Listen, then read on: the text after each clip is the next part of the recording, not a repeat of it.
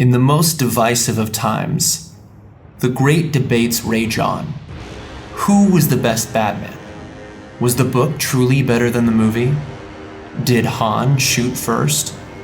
Nerds with Opinions will seek to answer life's greatest questions.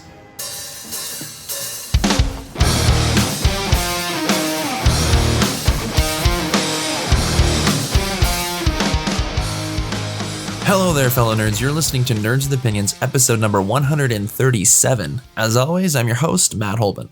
Today in the podcast, I'm going to be discussing and reviewing the Royal Rumble, WWE's Royal Rumble 2024. We're going to be breaking down the 4-match card, talking a bit about that, and then also talking about the road to WrestleMania, kind of my thoughts on this. They just had the WrestleMania kickoff press conference. We're going to talk about where things are currently at and the fallout from Royal Rumble and where I'm thinking things are going to go. Should be a fun conversation here today on Nerds with Opinions.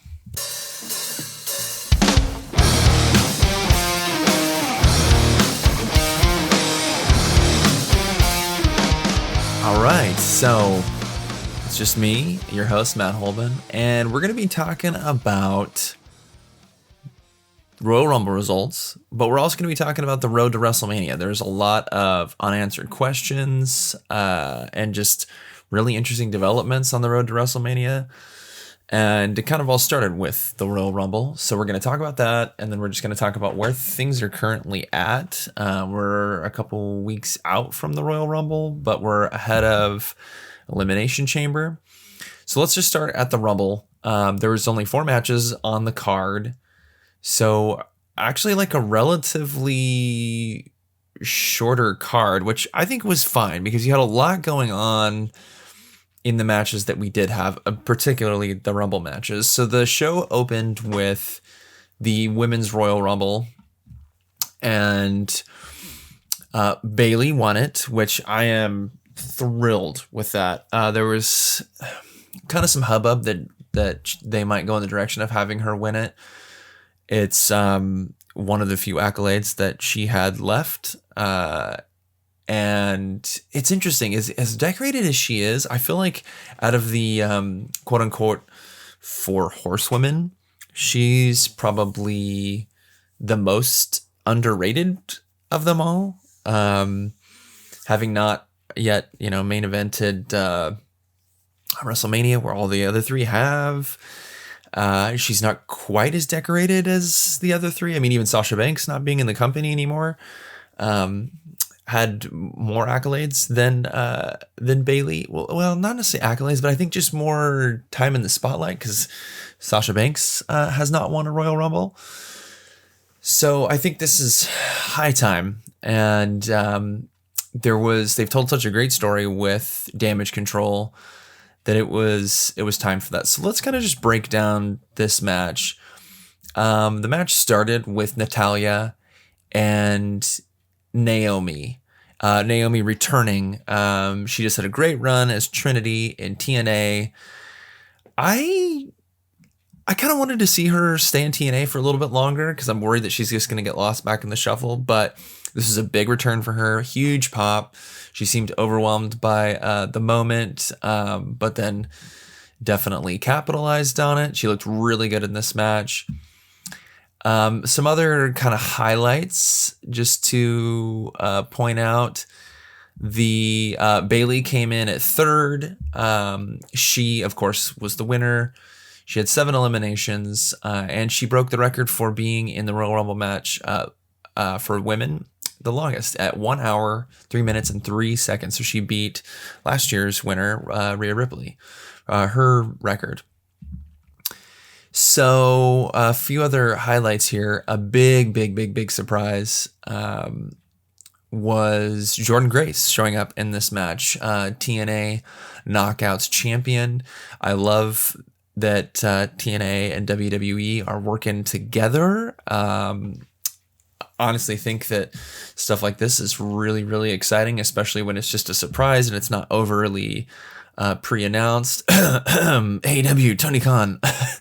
But Jordynne Grace is incredible. I think that's probably her introduction to a lot of fans that probably, don't know her, but the diehards definitely know her. And she had a great showing. No eliminations, interestingly enough, but she was in the match for quite a while, 19 minutes and 10 seconds, and mixed it up with a lot of different people. Yeah, great showing. She was a big surprise. Another really big surprise in this was we had a few NXT call-ups, Roxanne Perez and Tiffany Stratton. But the biggest surprise outside of Jordynne Grace was Jade Cargill's debut. And she had a great showing. Wasn't in the match super long because she was number 28. But had a great showing. Huge pop. Had some really big spots too. She picked up and tossed out Nia Jax with ease. Speaking of Nia Jax, she had a really good showing. I think she this year had the most eliminations. Yep, looks like 8. And yeah, it was a great match. Liv Morgan came back. I forgot about that. Great women's match. Of course, Bayley ended up winning, and by eliminating Liv Morgan, who was number 30. And subsequently went on to, then they had the big reveal that she has picked up some Japanese, and then her time of hanging out with Kairi Sane, Io Sky, and Asuka, and knows that they've been talking behind her back and that they're not really good friends to her. And so she called them out. They turned on her. And then she subsequently turned babyface and has now challenged Io Sky for a match at WrestleMania, which I love. And so we got this babyface Bayley turn. She hasn't went full hugger Bayley. I don't know if they're going to do that because she's kind of matured beyond that. Although I loved the hugger character, so if they did do that, but maybe this is gonna be kind of a hybrid of the character that she became and then going a little bit back to that. I would love if they brought back, I don't think she needs to do side pony and all that stuff, with her look, but maybe even bringing back the old school music. But I'm loving everything they're doing with her, and this was a great match. And being a Bayley fan, selfishly and very much with some bias, I was thrilled by this outcome. Okay, and the next match, Roman Reigns defeated AJ Styles, LA Knight, and Randy Orton by pinfall. I think we all kind of figured that this is how this one was going to turn out, but I'll tell you what, this was a great match. And by the end of it, I don't know, I was doubting myself a little bit, well, surely Roman's going to win because he's got to go into Mania with the title, but you never know. They had some really close false finishes from all 3 of the other guys in the match, and it got me at least suspending my disbelief for a bit. Obviously this ended up becoming just kind of a stopgap for him, which I think we all expected. It makes me wonder what they're doing coming into WrestleMania with AJ Styles, LA Knight, and Randy Orton. WWE kind of has it's an interesting problem, but it's a problem. Kind of for them, a good problem, but they have too many top guys, especially with the men's division. They have too many, kind of with the women's as well. They've got such a stacked roster right now. They had, for better or for worse, they had some clearing of the road with Brock being basically pulled out of all WWE activity because of the Vince scandal, which I don't want to get into that right now. Everybody's seen enough of that. I don't really care to comment on it. And then CM Punk getting hurt, which we'll get to that in a little bit. So it clears a little bit away, but then there's, obviously there's so much importance on Roman and The Rock and Cody Rhodes, who we'll talk about that here in a bit, that, in terms of the top of the card, and then you got Seth Rollins, Drew McIntyre's kind of in the mix as well. So it's like, where do these other guys go? It's interesting because I would say that like AJ Styles, LA Knight, Randy Orton are all top guys, by a country mile.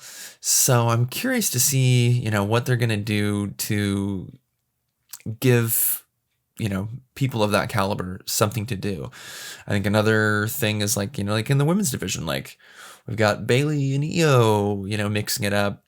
But then in terms of on Raw, you've got Rhea Ripley as a champion, but then you've got Nia Jax in the wings. You've got Becky Lynch, who we'll talk about here in a bit. Well, I guess we can talk quickly about Becky Lynch.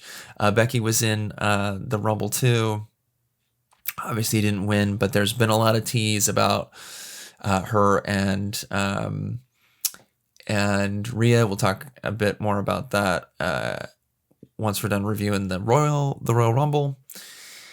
And but then Nia Jax is now challenged, and so that's going to be a match, Nia Jax and Rhea Ripley at Elimination Chamber. That's headlining that show. So it's interesting.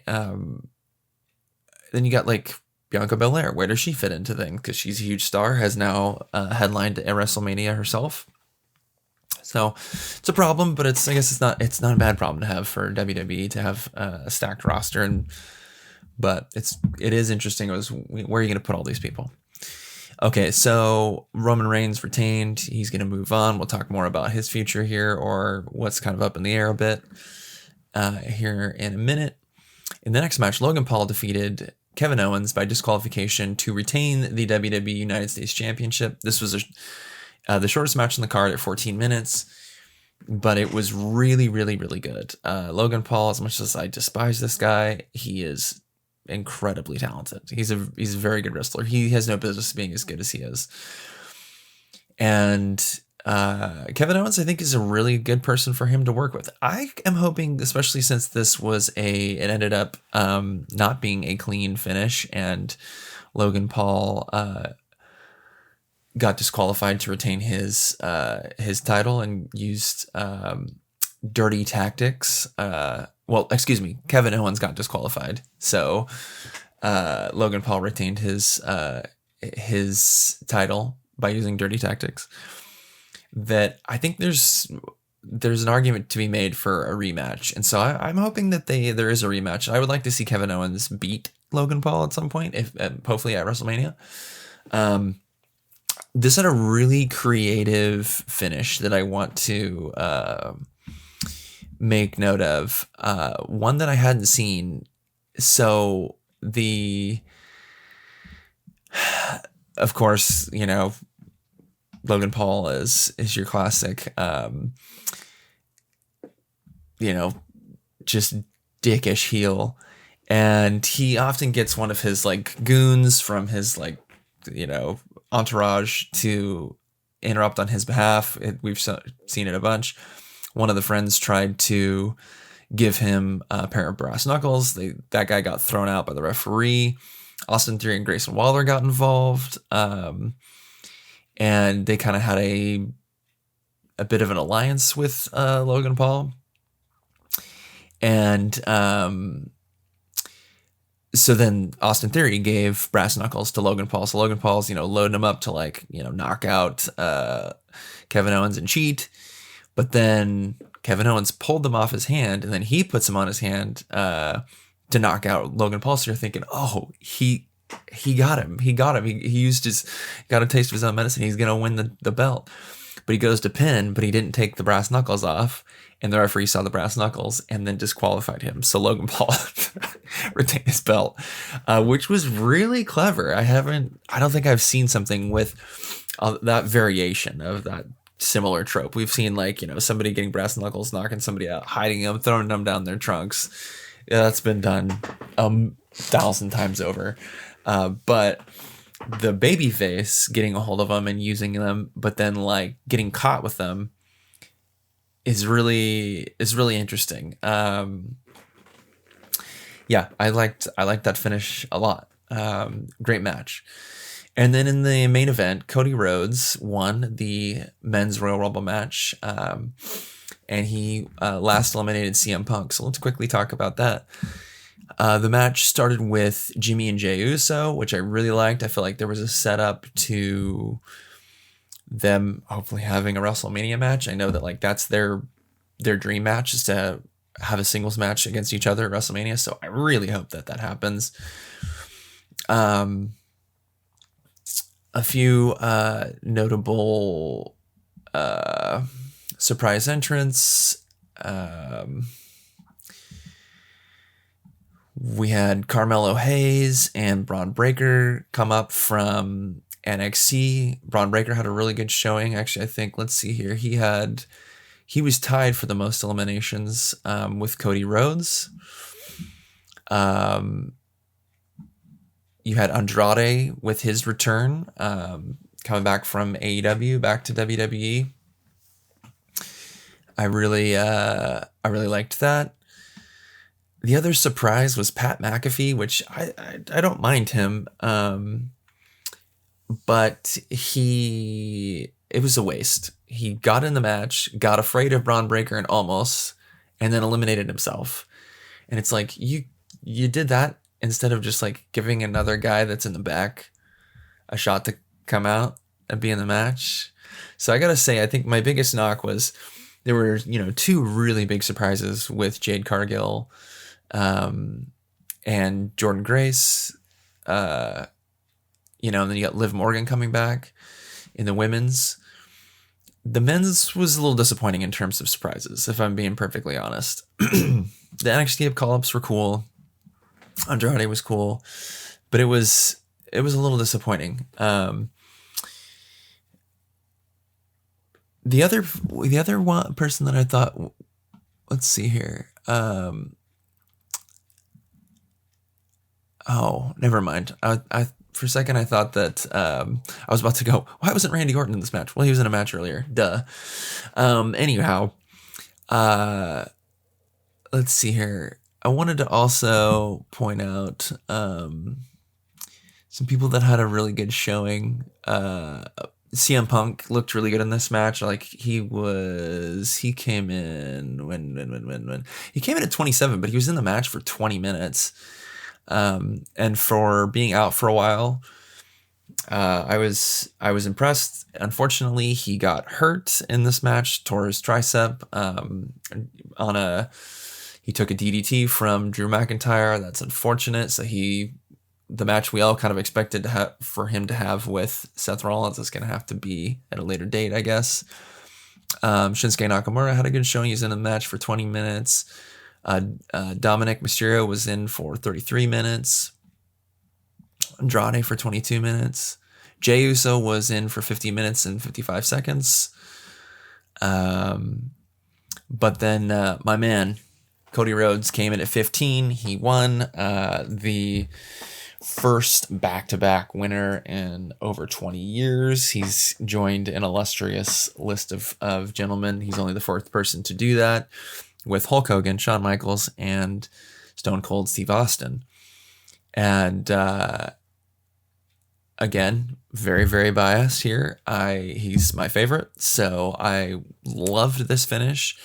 And I think they've had so much setup to, for him to quote unquote finish his story. And it's this needed to happen. This needed to happen. It's long-term storytelling. This needed to happen. He needed to have a redemption shot and going back to, getting that title. But what's interesting, what spun out of this is, he wins, he points at Roman Reigns. Roman Reigns is like up in a press box and, all but kind of like, okay, cool. Well, this is the setup. And then what's interesting is very quickly, then next Monday on Raw, Seth Rollins cuts a promo and tries to get Cody to challenge him because he says that he has the workhorse title. Roman has the Hollywood title, the guys like Hulk Hogan would have, whereas Seth Rollins has the World Heavyweight title, which is the workhorse title, which guys like Dusty Rhodes would have. And he kind of played to Cody's sensibilities in that regards. Then you're like, oh, okay, well, is Cody actually going to challenge for this belt? So that would like clear up Roman and The Rock. And then come the next SmackDown, Cody and Roman are kind of facing off, and it's like, okay, who are you going to pick, Cody?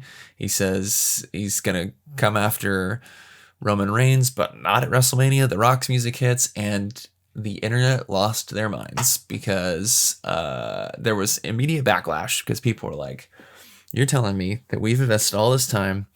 This guy has been grinding it out, doing live shows, like doing appearances. He is, who the people want. And we're all invested in his story. And you're going to push this dude aside for The Rock to come back. And yes, that's a big money match. It's a dream match. But at this point, like, people want to see Cody finish the story more than they want to see The Rock and Roman Reigns. And it's like, do The Rock and Roman Reigns later. It doesn't have to be for the title. And so people rejected that. And then it turned into this interesting thing where now they just had last night, as of this recording, they had a press conference to like, okay, who's he going to be, Cody?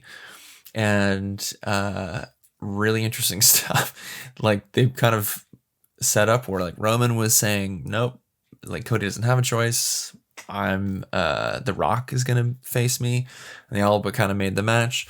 Cody comes out, Seth's out there too because he's still trying to lobby for this Cody match, and then he's kind of in a bit of a holding pattern until Cody finally like legitimately says like who he's going for, and Cody comes out, says it's total bullshit, and gets in, starts ripping into The Rock and Roman Reigns, which I think they needed to do because he's been kind of the nice guy through all this. And, these guys are, kind of taking his choice from him. And he announces that he has made his decision. He's choosing Roman Reigns. And he starts kind of sparring back and forth with Roman and The Rock. Roman takes a shot at his father. Cody takes a shot back at The Rock's grandfather and Roman's grandfather, and says that they would be ashamed of them or ashamed of Roman. And The Rock took great exception to that, and he gets really, really involved, cuts a heel promo, and slaps Cody in the face, and that's how that press conference ended. And there were a ton of curse words laid out, which is really interesting because it's like, okay, we're doing a little more of a mature sort of take when it's been a PG product, which is very interesting. And The Rock has turned heel, which I think is a great move. So there's a lot of like hubbub on the internet right now of, okay, was this a calculated thing all from the jump? I don't know if I believe that. I've seen some reports that like, oh, this was what WWE was planning all along. I don't know if I believe that. I think that they course corrected. I think that they really thought that they could have The Rock come back. People would love it. He could have that match with Roman, and that, now that CM Punk's out, that Cody could just come in and have the match with Seth. But the fans let their voices be heard, and I think they had to course correct. And part of that course correction was like The Rock was getting booed. And so, he gets it. He totally gets it. And I think he was like, all right, I'll be a heel. And, but what's interesting is spinning out of that, it's like, he kind of now seems like allied with Roman. And on social media, they've announced, WWE and Triple H have announced that Cody and Roman is the main event. But then it's like, where does The Rock fit into this now? Where does Seth Rollins fit into this now? Because then he kind of got involved in like this hubbub. There was pushing. He's still technically hurt, but there was pushing. There was a ton of bleeped out curse words. And it's really, really interesting. So it's like, are these guys going to have like a tag match of some sort? Maybe an Elimination Chamber? Maybe there's, multiple matches at WrestleMania. If Roman and Cody is the main event, like, what is Rock's involvement at WrestleMania? Is it going to be him and Seth now, which I don't think it's going to be. I think all signs point to Drew McIntyre. Drew McIntyre's been doing some great work as a heel. He's been just doing completely dastardly dickish things. He's also been taking credit for horribly injuring CM Punk. And so it's really interesting. There's like a bunch of unanswered questions, which I think makes it exciting as a fan. And then you've got like guys like Sami Zayn in the mix. He came back in the Rumble. I forgot to mention that. And, you know, where does he fit in? You know, and I mentioned the guys that were in the match with Roman at Royal Rumble. Like, where do they fit in? It's really interesting time. And then you've got Damian Priest as the Money in the Bank holder. He's still looming over.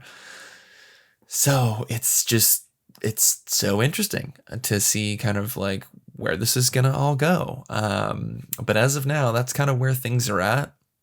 Also at this press conference, they majorly teased Becky and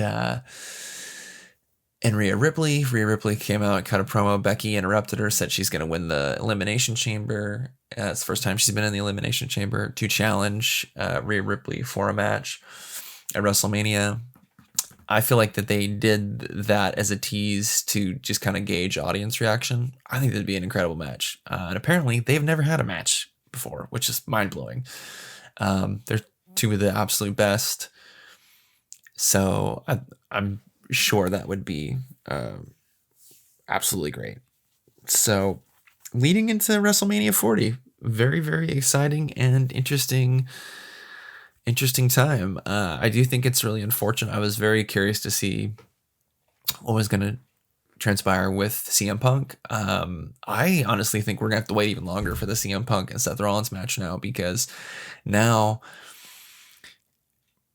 just due to some amazing promo work and also some really great stuff on social media, I think Drew McIntyre's made a case for he's the guy to get CM Punk first when CM Punk comes back from his injury.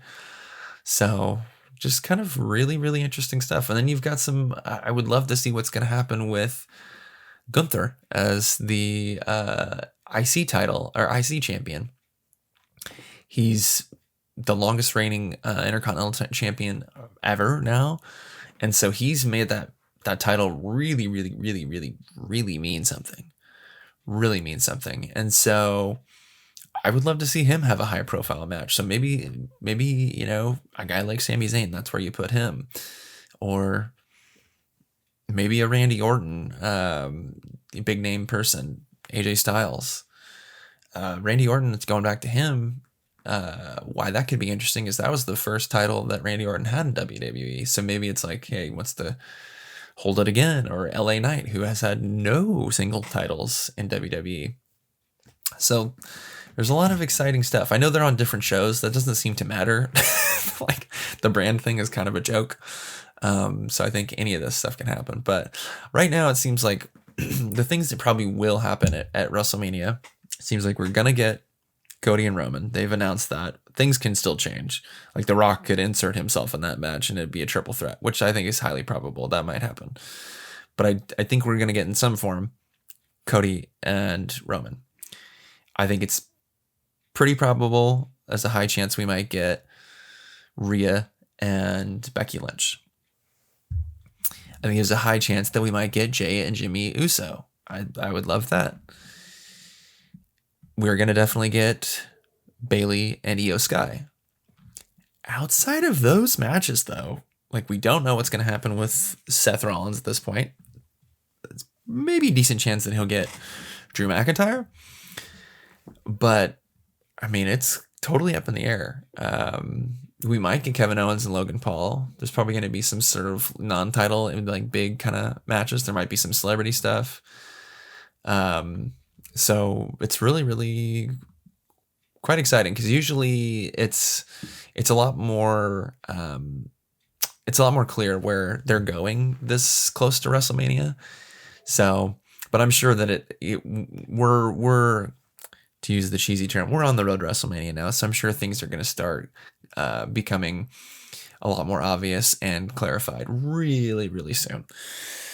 So that's it. That's my review on Royal Rumble. I guess I didn't give ratings to these matches. I would say Women's Royal Rumble was, one of the best ones that they've had. I would say I would give that a good 4.75 stars. And Roman versus AJ, LA Knight, and Randy Orton, I'd give that a good 4.5.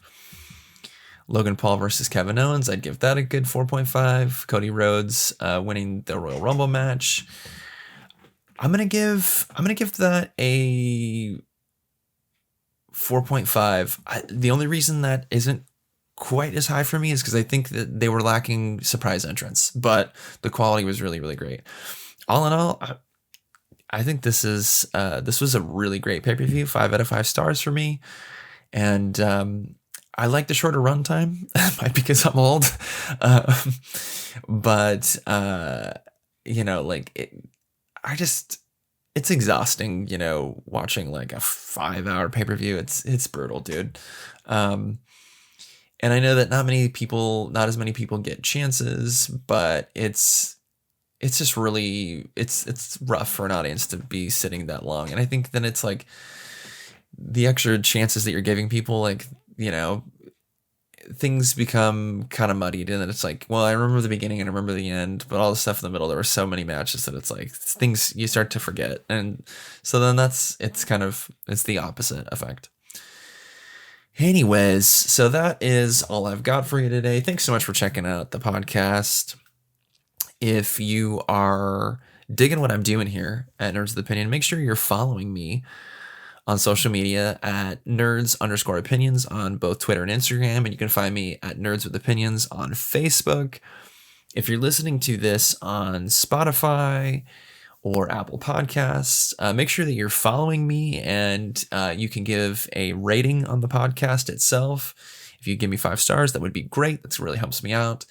And if you're watching this on YouTube, please subscribe. And if you don't mind liking this video, that really, really helps me out. And by subscribing, you can, know when all the future videos are going to come out. And this is a newer thing. I'm going to start putting these out. I'm really not happy with how buried things get, just having this on Spotify and Apple Podcasts. I'm trying to extend the reach. And so if you're watching/listening to this on YouTube, I hope that you're enjoying it. And so that's all I've got for you. And I'll be back for future episodes. We're going to do more wrestling episodes. I'll have a review of Elimination Chamber. We're going to have a review of AEW Revolution when that comes out. Sting's last match. Let's go. And of course, Wrestlemania. And if you are into other nerdy stuff, I've got a lot of episodes in the can that are going to be coming out regarding Stephen King novels. I've got a whole series on that. I love talking about movies. We're going to have some movie reviews. So stick around. And if you're new to my podcast, welcome. And I hope that you are really enjoying yourself. If you're a longtime listener, thanks for sticking around. And I will see you all down the road. As always, I'm your host, Matt Holman, and you've been listening to Nerds with Opinions.